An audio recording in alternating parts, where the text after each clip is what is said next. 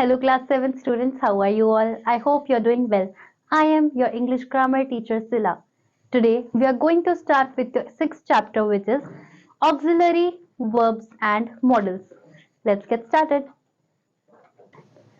Some verbs such as am, is, are, have, do, etc.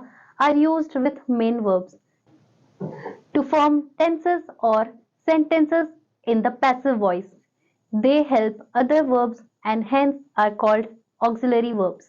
कुछ verbs जैसे कि आपने अभी ऊपर देखे am, is, are, ये जो verbs होते हैं स्टूडेंट्स, इनमें जो मेन verb होता है वो टेंसेस के फॉर्म में हम यूज करते, उनमें जो सेंटेंसेस होते हैं उनमें हम टेंसेस के साथ में इन वर्ब्स को यूज करते हैं, उन्हें हम ऑक्सिलरी वर्ब्स कहते हैं. For example, I am walking, he has given up smoking, the thief was caught by the police. अब यहाँ पर एम, हैज और वॉज तीनों ही आपके ऑक्सिलरी वर्ब्स हैं. इनमें स्मोकिंग, वॉकिंग, ये जो कुछ वर्ब्स हैं तो इनके साथ में हमने सेंटेंस फॉर्म करने के लिए इनका यूज किया. Some other verbs like can, could, may, might, shall, should, will, would, ought, must, etc.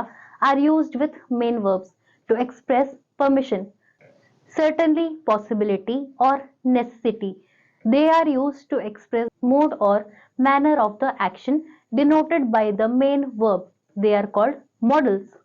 Some other words like can, could, may, might, shall, should, will, would, ought, must, etc. are used with main verbs to express permission, certainly, possibility, necessity. They are used to express the mode of manner of the action denoted by the main verb. They are called modals. So आपके students ये जो verbs होते हैं जैसे कि like, can, could, may, इस तरीके के जो वर्ड्स होते हैं ये आपके होते हैं मॉडल्स. इनको हम मॉडल्स कहते हैं. Given below are some modals along with the rules of their usages. तो यहाँ पर आपको कुछ नीचे मॉडल्स दिए गए हैं, साथ ही में उनके यूजेज भी दिए गए हैं कि वो कैसे यूज होते हैं. आइए उन्हें देखिए. विल, शेल, हम पहले इनके यूजेस देखेंगे. To show future time, to indicate an obligation और a promise, determination, to issue an invitation, to make promises, threats, enquiries, commands. अब नेक्स्ट देखिए could and should. To seek and give permission, to make a polite request, to express possibility, to express ability. Next देखिए may and might. To make a polite request, to seek and give permission, to express possibility, to express purpose. Next देखिए would. To express presence, to express past habit, to make a polite request or offer. अब next देखिए will and must. Students ये must है क्योंकि shall और will हमने already ऊपर पढ़ ही लिया, तो ये will and must है. इसके कुछ पॉइंट्स देखिए.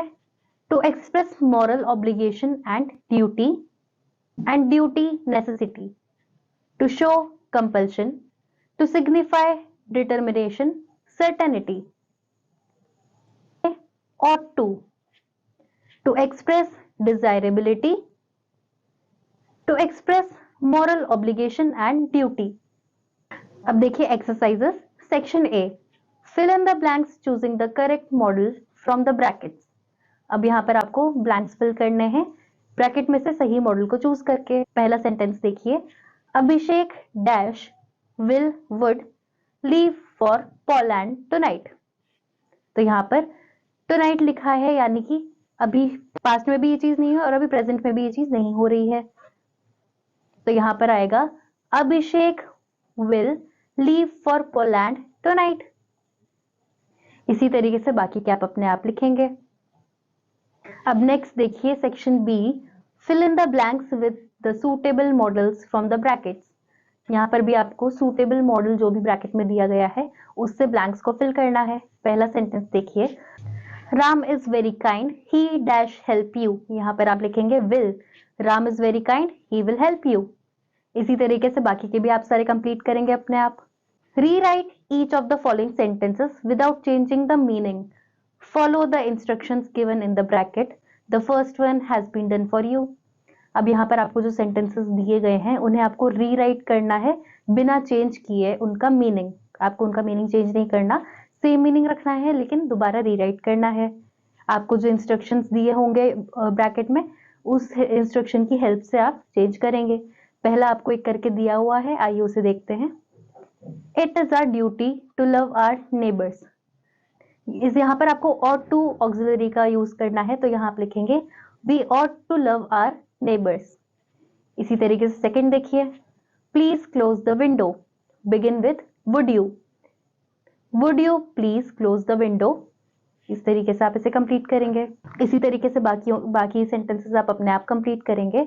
अब देखिए section D, fill in the blanks with suitable modal auxiliaries, the first one has been done for you. अब यहाँ पर आपको जो भी सूटेबल मॉडल ऑक्सिलरी आएगा उससे आपको ब्लैंक्स को फिल करना है। पहला आपको करके दिया है, आइए उसे देखते हैं। My grandmother used to tell us amusing stories after dinner. तो हमने यहाँ पर यूज टू मॉडल ऑक्सिलरी का यूज किया है। इसी तरीके से दूसरा देखिए, help he dash be drowned if no one saves him. यहाँ पर आप लिखेंगे help he would be drowned if no one saves him. इस तरीके से आप बाकी के भी आप कंप्लीट करेंगे। सो आई होप स्टूडेंट्स आपको ऑक्सिलरीज, वर्ब्स एंड मॉडल्स समझ में आए होंगे, उनके यूजेस समझ में आए होंगे, उनके काइंड समझ में आए होंगे। एक्सरसाइज हम लोगों ने डिस्कस की ही है, बाकी आप अपने आप कंप्लीट करेंगे। We will meet you in the next class. Till then bye students.